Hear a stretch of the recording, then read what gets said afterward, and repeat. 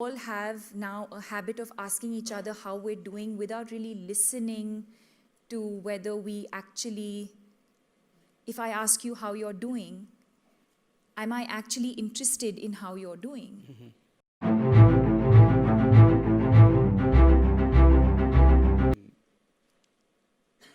I think from your story, many young people can learn. We're losing a lot, 800,000 a year. And this is one of the largest killers of young people. Yes. It's serious, and that's why. So what would be your advice to young people? What they should do for themselves and what they should do to help others? I think there's a lot of things that the youth can do. I think that we can do as individuals. I think to begin with, just to become a little more aware as people. So let me give this in two perspectives. One is, say, for someone like me who is experiencing anxiety and depression. I think if I feel certain signs and symptoms, whether it's restlessness, whether it's not being able to sleep, sleeping too much, or lack of sleep, whether it's irregular, your eating patterns, are you eating less or are you eating more? Are you having suicidal thoughts? Are you now disinterested in the things that you really used to, look forward to?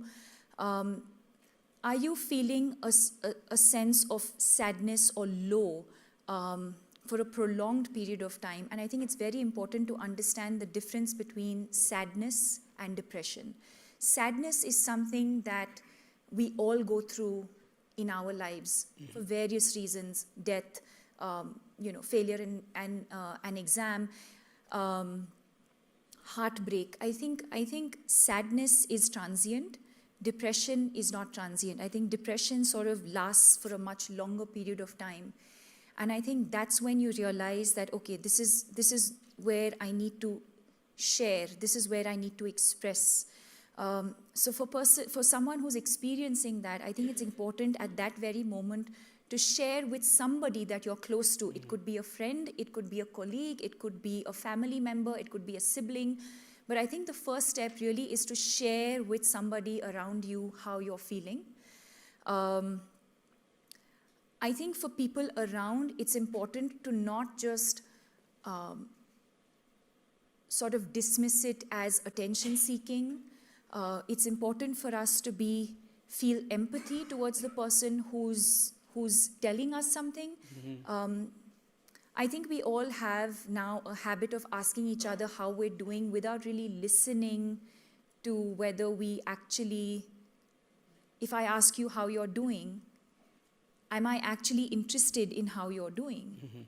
And would you be vulnerable enough to share with me how you're doing?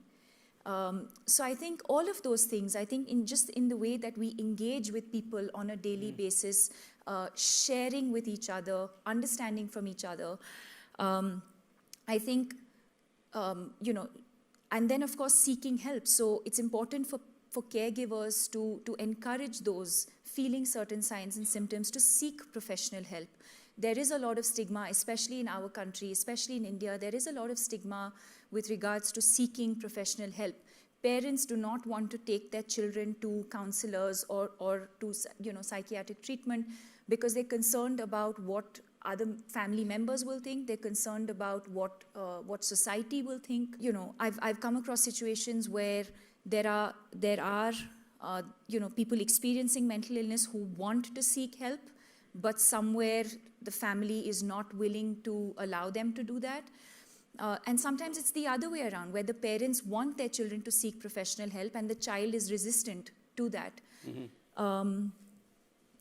In my personal experience, I think acceptance of medication, I think for me, it was a combination. Again, I'm not someone who can, prescribe and say, yes, you should take medication. But I will say that in my personal experience, it was a combination of taking medication as well as lifestyle changes that have led to where I am today.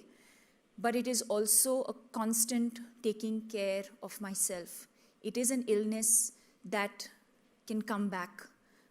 So I have to take care of myself on a daily basis.